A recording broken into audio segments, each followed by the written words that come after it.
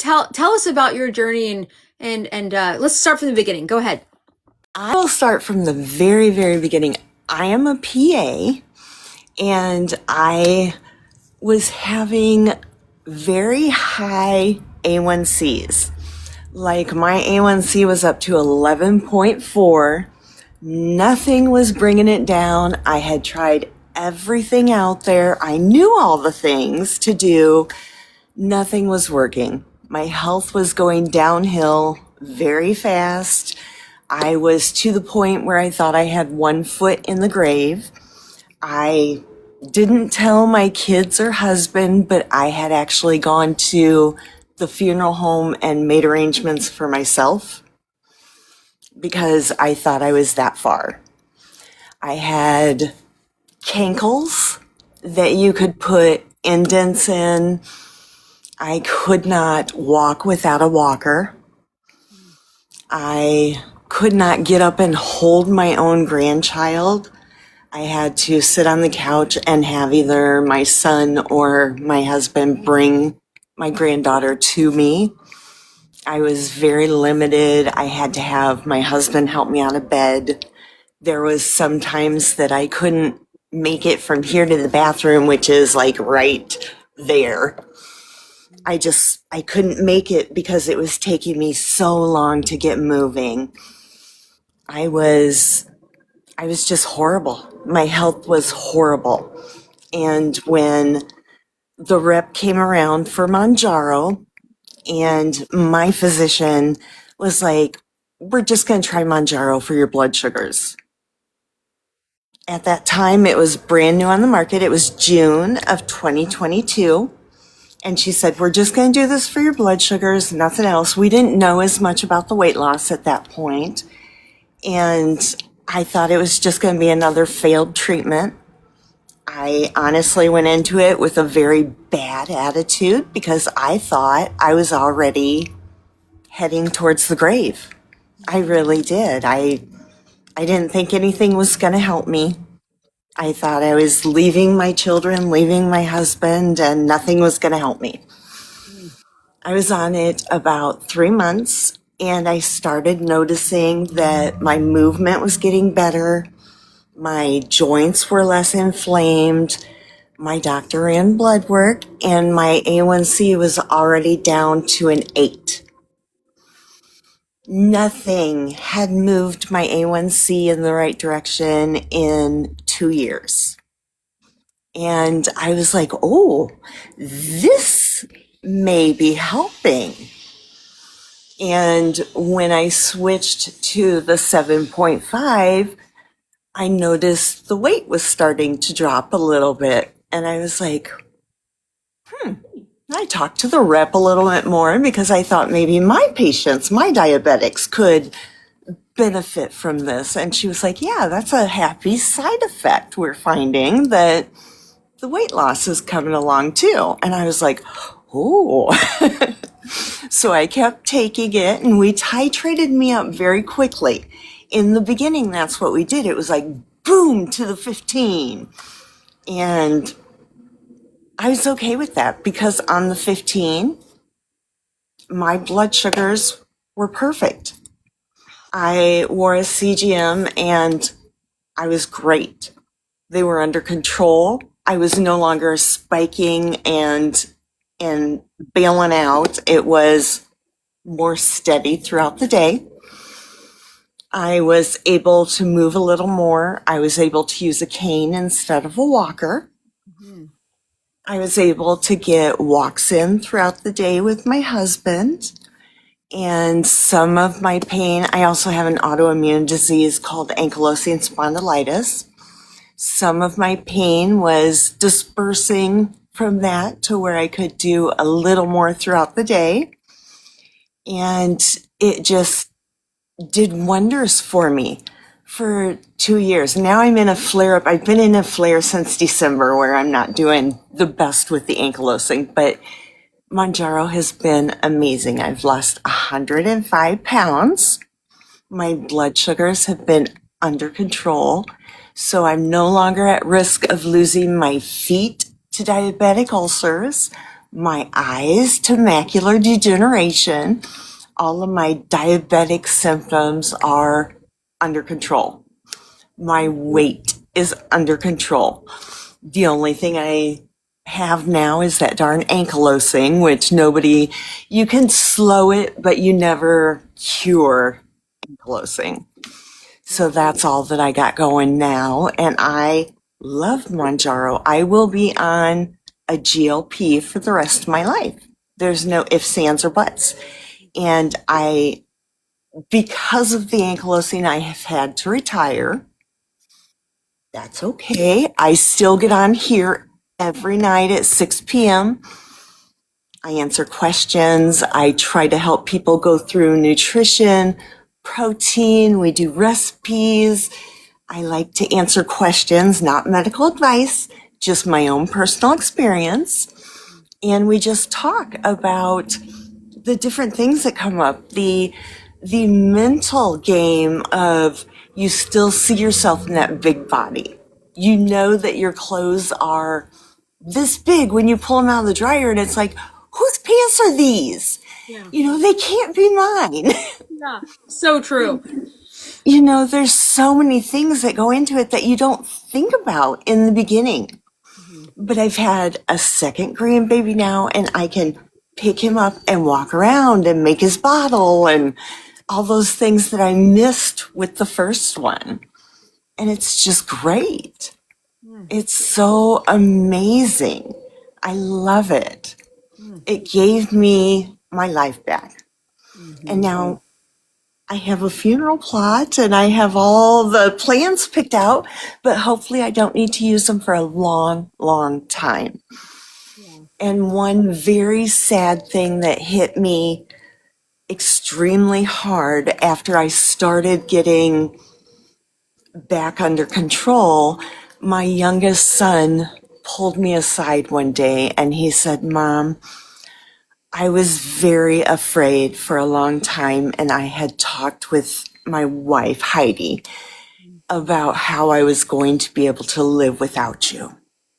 Because your skin was gray, you looked unhealthy, and I was afraid to say anything to you. But I thought that you were sick, and I thought that you were going to die." And I had never expressed to either of my boys or my husband that I felt like I was dying. But he said, just looking at me, he thought that I was dying. And that just broke my heart because I tried to shield, even though they're both adults, I tried to shield them from knowing how I felt like I was dying. I didn't want them to know how I felt.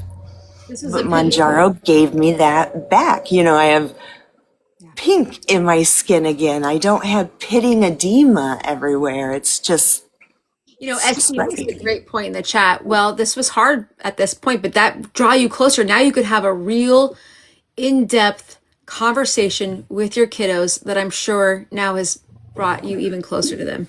Yeah. Yeah. Because they're both mama's boys. They FaceTime me every day. We always text back and forth, and it was just hard. It was a hard time for that. There was probably 2 years before I went on Mounjaro that I was horrible. My weight was too high. My A1C was too high, and I just couldn't get it down. And in my chart, they listed me as a brittle diabetic with morbid obesity. And I look at my chart and I know what those terms mean. Speaking of that, let's delve into this. You're a physician's assistant. You've got all these health situations go. How do you feel in your field having those issues, trying to help other people, and then the whole part of those people looking at you going, well, why is she helping me? Let's talk about how you felt in that field with this disease. Like, how did that work for you? It's really hard to tell somebody that they need to get healthy when I'm walking in with a walker and I'm not that old. They're looking at me like, get yourself under control first, honey. But when I started my diabetics on it, I could say, I'm right there with you. We're learning together, Yeah. you know. Which is very, very invaluable too. And Right, especially the way you handled that. Because there's a way you may not have said that, but you right. took it as like, hey, listen, and that's kind of endearing because if I was your patient, I'd be like, yeah, thank you for being here. Let's figure this out together. That's Right. cool. Yeah. And I always try to listen to them. I didn't know what food noise was. Yeah. You know, I would have people come to me and say that they had food noise in their head. And I was like, what is food noise? And when mine shut off, I honestly thought something was wrong with me. Because I was like, where is my self-conscious? Yeah. Where am I, I? I'm not thinking. What am I thinking about anymore? I have all this room now in my brain. I know, because I thought it was normal for everybody to get up and think about breakfast first thing. And then when you're eating breakfast, you're supposed to be planning your lunch and you're supposed to be planning your supper. And I thought that was normal. I didn't know it wasn't normal. You know, we had a panel one night that I was on with Jamie and Elise and Allison and Rosie O'Donnell popped in. And she described her food noise as going into a green room and everybody else is thinking about what they're going to say when they get on stage. And all she could think about was the cookie on the table. Oh, and if you've ever been in that situation with the green rooms and the whole theatrical, oh, there's food galore, like nobody's business. Right. Yeah. Oh my Yeah. And that's, I don't know if you've heard my story with food noise about an animal or a dog. I'm on the couch settling in for the night, trying to just get comfortable and wanting to watch TV or whatever. And the dog comes up and starts whining and gnawing and because it needs to go out or it needs to go, eat or whatever. And I can only tell Nacho, because that's the name of my dog, Nacho, no, stop, down, until I have to give in to Nacho because Nacho doesn't understand. It has control. I don't have control. That's how food was for us. We did not have control until we met, and that gave in to that noise. yeah. Yeah. And that's exactly what it is. Yeah. So as a physician's assistant, now you're getting treatment. And now you're seeing these effects. And this was early on, 2022, where we didn't really know. It was just about diabetes, possibly. And now you're starting to feel better. How did that work with you? How did you feel? How did that help you in your job? A lot. It really, really did. I understood the patients. I had 6 diabetics that I put on it right from the beginning that I thought could benefit from it the most. And they all did good. And they're still all on it. And I had one guy that it just dropped, so quick off of him. And I always call him my old farmer because he was, and he had the typical Iowa beer belly, and he stuck with it and he has done amazing. And I put them all on it for diabetes. I wasn't watching. I wasn't expecting to put them on for weight loss until the rep was pushing more for weight loss. And that was before it was Zepbound, before Zepbound was approved. So I've got them all still on MJ approved for weight loss through their insurances. And they're still on it. All of them are still on it. Question. You said you're retired now. So do you keep abreast of them? Like, do you keep like in connection with them and they just kind of fill you in? Yeah. I'm in a small town right outside of Waterloo, so we pretty much all see them at the grocery store and gas stations and stuff. And I know the doctor that I handed them off to also. Oh, that's so cool. How fun.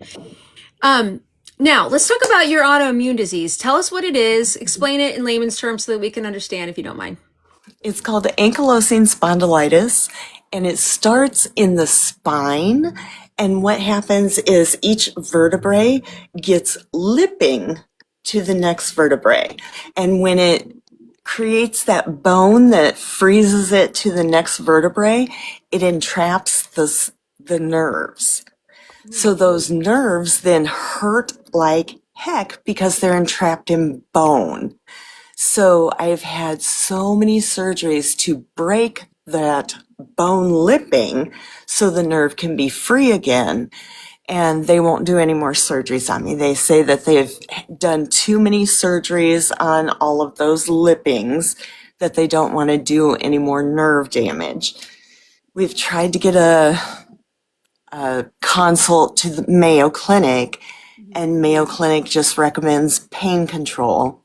I don't want just pills thrown at me for the rest of my life. I figure there's got to be something that they can do. I failed what's called a internal neurostimulator, which is they go into the spinal cord and put electrodes up the spinal cord that zaps it. Okay. I failed the trial for that, and they said that wasn't compatible. They are looking, I just saw a new pain clinic that's about an hour away from us 2 weeks ago, and they're going to try a different type of implant into my spine to see if they can cut off that pain signal. Technically, the nerves will still be in pain, but the pain signal won't make it to my brain. Okay. I'm like, okay. As long as I don't feel the pain, I don't care if it's there, I guess. Right. So the only relief I get is laying on my left side. It hurts to sit up, it hurts to stand up, and it hurts to be on my right side. So a lot of the times you'll see me on my left side, and it gets worse throughout the day. So usually by noon, all I can do is my left side. Yeah. And it's just stinks. You're a fighter. Holy moly. Yeah, my doctor or my neurologist said usually by 40, ankylosing patients are in wheelchairs. And I'm over 50 and I'm not in a wheelchair. Mainly, I refuse to be in a wheelchair. I don't want someone pushing me around. I want to try the best that I can, even if I have to take breaks. I want to try to still keep walking as much as I can. Yeah. When did you start experiencing this? Oh, I was 34 when I was diagnosed and started surgeries. That was when my first surgery was for it. Okay. Have you felt like MJ has helped this at all, or do you know kind of? My SED rate, which is your inflammation marker in your blood, went from unmeasurable through the roof to when I started MJ, it came down to almost normal. It's just barely above normal, which is amazing. Awesome. Thankfully, this medication is so helpful for so many things. It Ugh, is. It that is. And that's why I said I'll always be on a GLP of some sort. So, with your expertise in here, of your experience, what would you tell someone if they say, "Hey, I'm thinking about these GLP-1 medications"? What would be your advice? I would tell them they're good for so many things, not just weight loss, not just blood sugars. They help so many things. Give them a try. There are no proven long-term side effects. Most of the side effects that do come on are self-induced. Give them a try. That's all you can do. I love that. I love having you on today. I love having you share your experience. I think you really are just so genuine in this space. And I know you and I have both have had banned accounts, but we still coming back. Tell us why you keep coming back. I don't know. My husband is always like, if you help one person, that's all that matters. Just one person. I'm like, okay, I know. I know for myself, I feel like I've found this treasure and I don't want to keep it. Because I mean, your struggles, my goodness, what struggles? My struggles, we all have had struggles and we feel like, man, to have this hope, you know, and we've had this empathy towards people, right? I That do. have suffered in some sort of way, and we know how it feels somewhat, and we just want to have them feel better because Right. we can see it, you know, in ourselves. And so that's what keeps me coming back. Right. And I know for We're you as well. very active in the church, and he always just says, takes one person, just helping one person, and you've made a difference. It's like And you know, numbers don't matter. It doesn't matter if you don't have 100 people in your room. He's like, just go in for one person. Okay. and you do, you're such a light. And you know, the fact that you do it and you're in chronic pain and yet you're here for everybody is really commendable. And it's important to have that kind of community. Anything else you want to share? Anything that you would tell anybody that that is maybe frustrated or discouraged or maybe, you know, just hang in there, and it does get better. If you have problems with side effects, there's support from some of the people that have been on it for what seems like forever. And just hang in there. There are people out here to help you with positive words, not the negative Nellies. And you just look around until you find a smile. Yeah, absolutely, right? Absolutely. So do you want to tell everybody your schedule on here if they want to find you? Don't forget to follow her if you haven't. Click her name there. I am here every night, 6 p.m. Central Standard Time, like clockwork. Oh, I love it. Thank you so much for coming up. Yeah, thanks for having me. I'll I've drop been back live. down to the chat. I've been live for 3 hours, people. 3 It's hours. been a really good live today. We just simmered down, and I was so happy that you came up. Do you mind if I put this on YouTube for people to watch? Oh, yeah, that's fine. I'm on YouTube too. Okay. Okay. See you